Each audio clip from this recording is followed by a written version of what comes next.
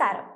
അടുത്ത സാമ്പത്തിക വർഷത്തേക്കുള്ള കേന്ദ്ര സർക്കാരിന്റെ ബജറ്റ് ഫെബ്രുവരി 1 അവതരിപ്പിക്കാനിരിക്കെ സമ്പദ് വ്യവസ്ഥ ഉണർത്താൻ ഉതകുന്ന പരിപാടി ഉണ്ടാകുമോ എന്നതിലാണ് രാജ്യമാകെ ഉറ്റുനോക്കുന്നത്. ഇന്ത്യൻ സമ്പദ് വ്യവസ്ഥയിൽ കാര്യങ്ങളെല്ലാം അത്ര നല്ല നിലയിലല്ല എന്നത് ഏതാണ്ട് എല്ലാ വിഭാഗവും അംഗീകരിക്കുന്നുണ്ട്. അപ്രതീക്ഷിത സംഭവ വികാസങ്ങൾ സാമ്പത്തിക ആസൂത്രകരെയും വിദഗ്ധരെയും ആശങ്കയിലാഴ്ത്തിയിട്ടുമുണ്ട്. അതിലൊന്ന് രാജ്യം മാന്ദ്യത്തിലേക്ക് വഴുതി വീണു എന്നതാണ്. വളർച്ചാ മുരടിപ്പാണ് മറ്റൊരു പ്രധാന പ്രശ്നം. നടപ്പ് സാമ്പത്തിക വർഷത്തെ ബജറ്റ് അവതരിപ്പിക്കവേ കേന്ദ്ര ധനമന്ത്രി നിർമ്മല സീതാരാമൻ അവകാശപ്പെട്ടത് ഈ വർഷം രാജ്യം 7.3% സാമ്പത്തിക വളർച്ച നേടുമെന്നാണ്. ഫലം നേർവിപരീതമാണ്. വ്യാവസായിക വളർച്ച കഴിഞ്ഞ വർഷത്തെ 14.3% നിന്ന് 3.9% മൂക്കുകുത്തി. ഇപ്പോൾ നേരിടുന്ന മാന്ദ്യത്തിന് പല കാരണങ്ങളും ചൂണ്ടിക്കാട്ടപ്പെടുന്നുണ്ട്. ഉയർന്ന പണപ്പെരുപ്പം മൂലം അവശ്യ സാധനങ്ങൾ ഒഴികെയുള്ളവയ്ക്കായി ആളുകൾ ചിലവഴിക്കുന്നത് കുറഞ്ഞു. രാജ്യത്ത് പലിശ നിരക്ക് ഉയർന്നു നിൽക്കുന്നുണ്ട്.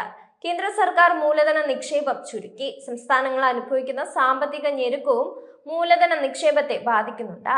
നഗര ഉപഭോഗത്തിൽ വന്ന ഇടിവ്, പ്രതികൂല കാലാവസ്ഥ, വർദ്ധിച്ചു വരുന്ന തൊഴിലില്ലായ്മ, കയറ്റുമതിയിലെ ഇടിവ് തുടങ്ങിയവയെല്ലാം മാന്ദ്യത്തിന് കാരണമാകുന്നതാണ്. ഇന്ത്യൻ രൂപ എക്കാലത്തെയും താഴ്ന്ന നിലയിൽ എത്തിയിരിക്കുകയാണ്. നടപ്പു വർഷത്തെ GDP വളർച്ച 6.5% ഇടിയുമെന്ന് സാമ്പത്തിക വിദഗ്ധർ മാത്രമല്ല റിസർവ് ബാങ്കും അന്താരാഷ്ട്ര നാണയ നിധിയും അടക്കം കഴിഞ്ഞ ദിവസം വ്യക്തമാക്കിയിരുന്നു. കേന്ദ്ര ധനമന്ത്രി അടുത്ത സാമ്പത്തിക വർഷത്തേക്കുള്ള ബജറ്റ് തയ്യാറാക്കുന്നതിന് മുന്നോടിയായി സംസ്ഥാന ധനമന്ത്രിമാരുമായി നടത്തിയ ചർച്ചയിൽ കേരളം മുന്നോട്ട് വെച്ച പ്രധാന നിർദ്ദേശം മാന്ദ്യം നേരിടുന്നതിനും പ്രതീക്ഷിത സാമ്പത്തിക വളർച്ചാ നിരക്കിന് അടുത്തെങ്കിലും എത്തുന്നതിനും അടിയന്തര നടപടികൾ ഉറപ്പാക്കണമെന്നതാണ്.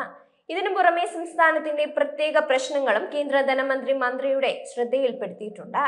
സംസ്ഥാനത്തിന് 24,000 കോടി രൂപയുടെ പ്രത്യേക സാമ്പത്തിക പാക്കേജാണ് ആവശ്യപ്പെട്ടിരിക്കുന്നത്.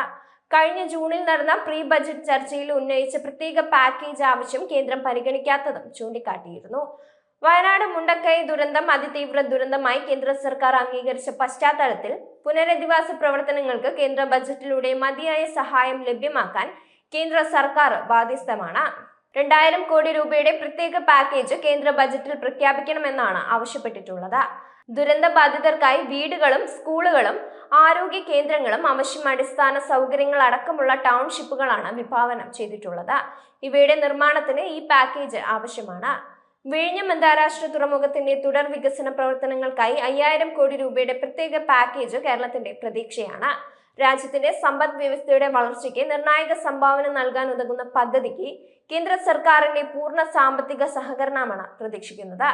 വിഴിഞ്ഞം പദ്ധതിക്ക് ആകെ വേണ്ടിവരുന്ന 8,867 കോടിയിൽ 5,554 കോടി രൂപയും മുടക്കുന്നത് സംസ്ഥാന സർക്കാരാണ്. അടുത്ത സാമ്പത്തിക വർഷം കേരളത്തിന്റെ കടമെടുപ്പ് പരിധി 3.5% ഉയർത്തണം. ഈ വർധന ഉപാധിരഹിതമാക്കണം. ഊർജ മേഖലയിലെ പരിഷ്കാരങ്ങൾക്കായി അനുവദിച്ച 0.5% അധിക വായ്പാ അനുമതി അടുത്ത സാമ്പത്തിക വർഷവും തുടരണം. കേന്ദ്രാവിഷ്കൃത പദ്ധതിയുടെ സംസ്ഥാന വിഹിതം ഉറപ്പാക്കുന്നതിന് മിക്ക സംസ്ഥാനങ്ങൾക്കും കടമെടുക്കേണ്ട അവസ്ഥയാണ്. ഇങ്ങനെ സംസ്ഥാനങ്ങൾ എടുക്കുന്ന വായ്പയെ കടമെടുപ്പ് പരിധിയിൽ നിന്ന് ഒഴിവാക്കണം. പ്രവാസ കേരളീയരുടെയും മടങ്ങിയെത്തുന്ന പ്രവാസികളുടെയും ക്ഷേമ പ്രവർത്തനങ്ങൾക്കായി പ്രവർത്തിക്കുന്ന Kerala non resident Keralites welfare ബോർഡിന്റെ പ്രവർത്തനങ്ങൾ ശാക്തീകരിക്കുന്നതിനായി 300 കോടി രൂപ കേന്ദ്ര ബജറ്റിൽ വകയിരുത്തണം. മുതിർന്ന ജനവിഭാഗങ്ങളുടെ സംരക്ഷണം ഉറപ്പാക്കുന്നതിന് കേരളം തയ്യാറാക്കിയിട്ടുള്ള പദ്ധതിക്ക് കേന്ദ്ര ബജറ്റിൽ 3,940 കോടി രൂപ ലഭ്യമാക്കണം.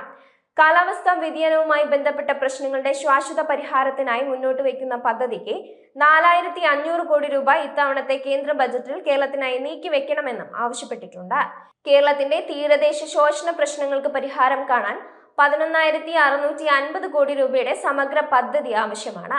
ഇതിലേക്ക് അടുത്ത സാമ്പത്തിക വർഷം കേന്ദ്ര ബജറ്റിൽ 2,329 കോടി രൂപ വകയിരുത്തണമെന്നും ആവശ്യപ്പെട്ടിട്ടുണ്ട്.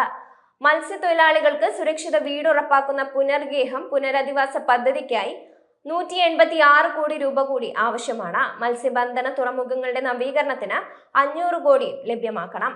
തിരുവനന്തപുരം RCCയുടെ വികസനത്തിന് 1,293 കോടി രൂപയുടെ പദ്ധതിക്കും അംഗീകാരം ഉറപ്പാക്കണം. മനുഷ്യമൃഗ സംഘർഷം അതീവ ഗുരുതര പ്രശ്നമായി മാറുന്ന സാഹചര്യത്തിൽ പരിഹാര പദ്ധതികൾക്കായി 1,000 കോടി രൂപയും പ്രതീക്ഷിക്കുന്നുണ്ട്. ഓരോ വിഷയത്തിലും കേരളത്തിന്റെ അവകാശം കൃത്യമായി തന്നെ കേന്ദ്ര സർക്കാരിനെ ബോധ്യപ്പെടുത്താനും ശ്രമിച്ചിട്ടുണ്ട്. ചില വിഷയങ്ങൾ നമ്മൾ കാലങ്ങളായി ഉന്നയിക്കുന്നവയാണ്. ഒപ്പം അടിയന്തര പ്രാധാന്യത്തിൽ പരിഗണിക്കേണ്ട വിഷയങ്ങളുമുണ്ട്. അവയിൽ കാര്യമായ പരിഗണന നൽകാൻ കേന്ദ്ര ധനമന്ത്രി തയ്യാറാകുമെന്നാണ് പ്രതീക്ഷിക്കുന്നത്.